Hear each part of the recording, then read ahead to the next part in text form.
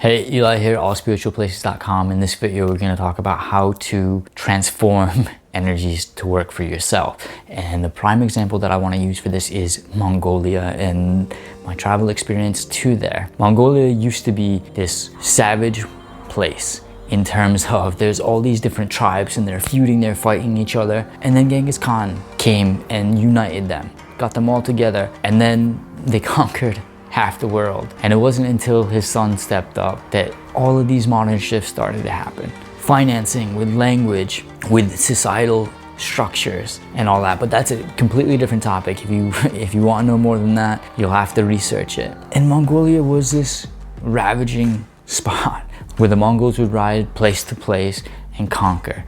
And they would kill people. They would do not so nice things to the women. And over again, they expanded their empire. But now there's no more empire. And all that's there is Mongolia. And nobody knows where Genghis Khan was born. But that doesn't stop the effects that he had in Mongolia, in the world.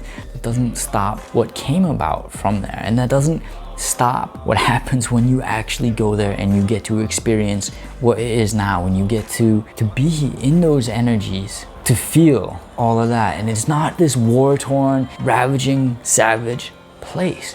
It's this stillness, this calm that's just over everything, because Mongols are a nomadic people. So besides the capital, there's smaller villages and towns, and people are so spread out. And like this, you can decide how you interpret your experiences. You can decide how you transform your energy into something that's more beneficial for you. So if you have all this anger that's pent up inside of you, what can you do to make it more beneficial towards you? And maybe it's perfect as it is. Maybe you need that anger. Maybe you need that fuel to get you through the day, to get you to wherever you want to go. Chances are you probably don't.